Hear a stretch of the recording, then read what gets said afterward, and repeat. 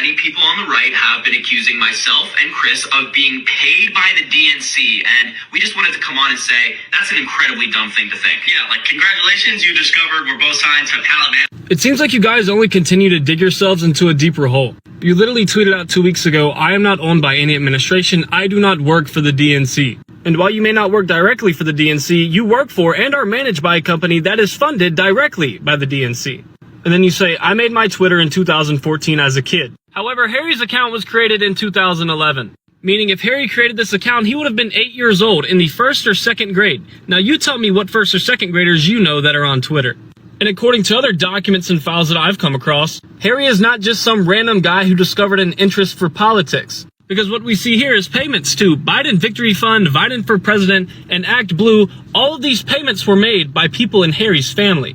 And the first name of the family member has been blurred out as well as it's marked out up here because that's not important. What's important to know is that your family has deep and historical connections to the DNC, Harry. You didn't just gain an interest in politics, you were raised in a household that has historically supported and funded the DNC.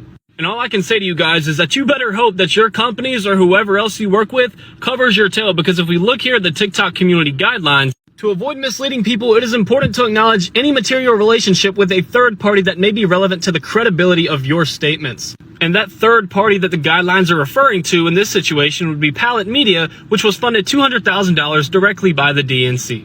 If you read below me, this includes paid partnerships and brand endorsements, again, which would be Pallet Media. And for other types of material relationships, the creator must also make a clear disclosure about such connections in video captions, which neither of you have done. This section of the guidelines concludes by saying we do not allow any form of paid political promotion on TikTok.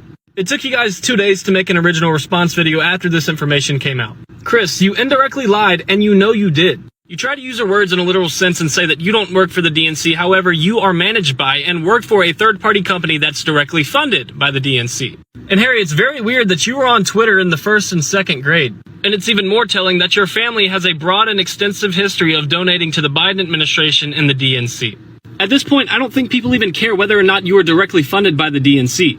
It's the fact that both of you continually lied and said you have no type of correlation or partnerships with the DNC, but you do. And as this story has gone on and developed, you two have only dug yourselves into deeper holes by continuing to tell lies. I genuinely do not care what the Republican Party says about Gen Z. They call us weak. They call us... Harry, you just keep digging a hole deeper and deeper for yourself, bud. You claim that, you aren't getting paid, or you claim that what you're saying is your opinion. But you just got exposed again because the internet found that contract with you and the DNC. And I'm going to show that right now. Right. In 2022, Biden's campaign team connected with young social media influencers, including Harry, to draw in voters 18 to 29. He signed with Pallet Management, which is paid and funded by the DNC, more than $200,000 to push their lies and propaganda. What I find very offensive, Harry, is you claim that you are for the American people. But if that was true, then you wouldn't be getting paid by the Democrats to lie. If you were honest, you would say no to any kind of money. But here we are. The truth is out.